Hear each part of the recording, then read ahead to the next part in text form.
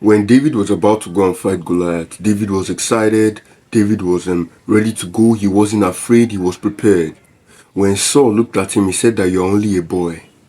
And David said that, my king, when I was in the wilderness taking care of my father's sheep, a lion or a bear will come and carry away one of the sheep and go away. And I will run after the lion or bear, hold it, and I will kill it and beat it to death. The God that delivered me from the lions and bears will deliver me from this hidden Philistine Goliath. God used the lions and bears to prepare David for Goliath. God used those tragic situations to prepare David for the giant. Now, as a shepherd now, if you were in David's place, and I'm probably sure at that time, when David was facing lions and bears, he saw it as a bad thing because it wasn't easy. And probably when he's even taking his sheep to go and take care of, he'll be praying, God, let me not meet any lion or bear.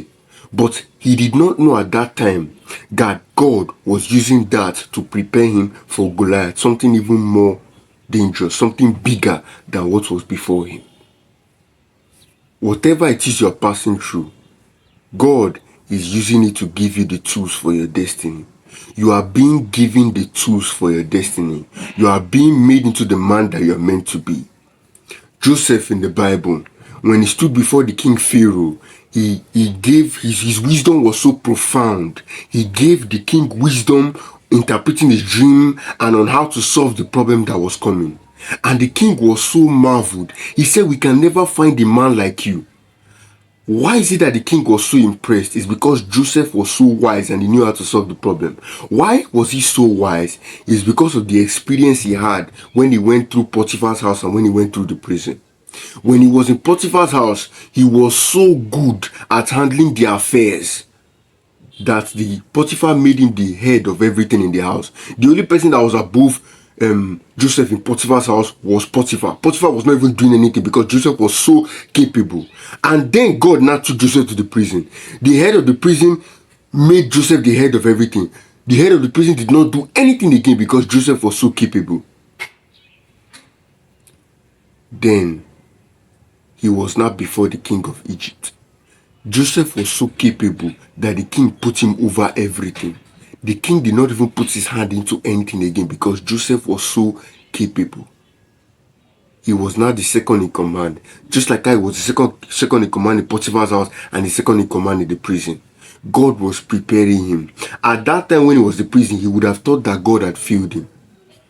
When he was in Potiphar's house, he would have thought that God has disgraced him because he was once living with his father, and his father, Jacob, was a rich man. But God was giving him the tools necessary for his destiny. Doesn't matter what it is you have passed through, the mistakes you have made. Come to God. Constantly keep on seeking his help, and he will teach you what you need to know. Nothing leaves you until he gives you the lessons that you need to know. Cling to God. When you make a mistake, don't remain there lying down. Get up. When you fall, don't look at where you fell. Look at where you slipped or where you tripped. It is when you get up that you can look at where you slipped and where you tripped. But as long as you remain on the ground, you will constantly keep on seeing where you fell.